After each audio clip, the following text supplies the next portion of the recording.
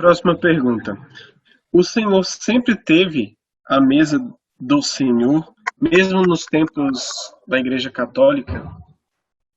I like this. Did the Lord's table exist even back in the Catholic times? And I assume that means back in the Dark Ages.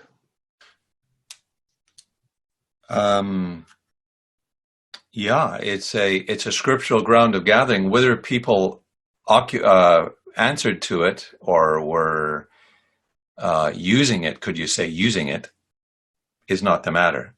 It's a standard. It's a truth. It's a principle on which God gathers.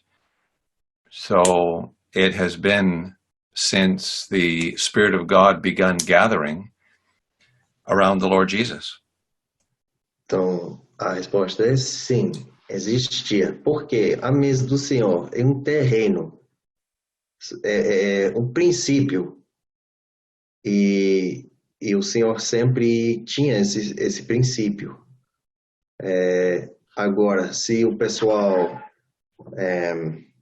empregava ou usava esse privilégio, esse princípio é outra questão. Mas sempre sim existia durante esses tempos, desde a começa, quando o Espírito de Deus começou reunindo as pessoas ao redor do Senhor. Eu creio que a pergunta tinha o sentido disso. Haviam pessoas à mesa do Senhor em todas as épocas? So the question may have been more, were there people gathered at the Lord's table during that time? I guess if we weren't there and there was no report of it, we just simply don't know. Eu suponho que se a gente não estivesse presente e não tem reportagem sobre isso, então não sabemos, simplesmente. It's that old question. If a tree falls in the forest and nobody hears it, did it fall? Or did it even make a noise if nobody heard it?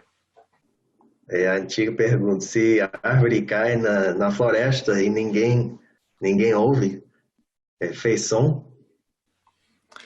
I don't want to be funny about it, but there's many things that we just simply can't know.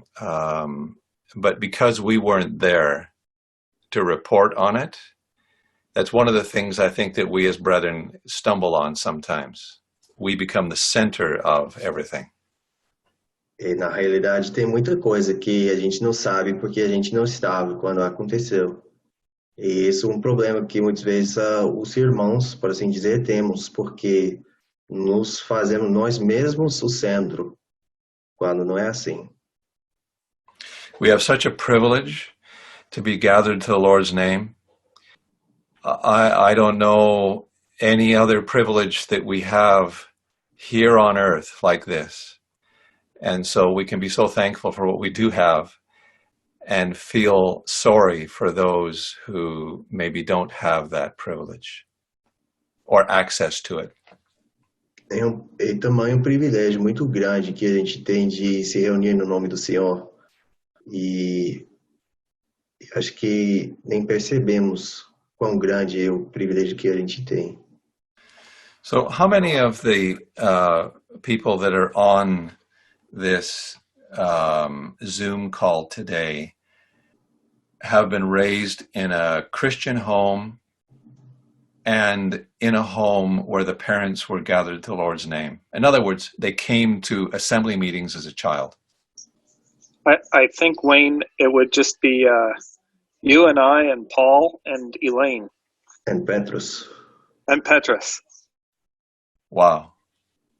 Carol Mello raised the hand. I suppose she as well. A pergunta foi assim: quantos de vocês nasceram num lar onde os pais já assistiam às reuniões congregadas em nome do Senhor? A Gabi disse que sim. That is Absolutely wonderful. That's an evidence of the work of the Spirit. I wish it was here in my country. É maravilha, é evidência da obra do Espírito Santo. Que desejo que fosse assim no meu país. So Petrus at one point was thinking of moving to Canada. That's the wrong direction. Need to go there to Brazil.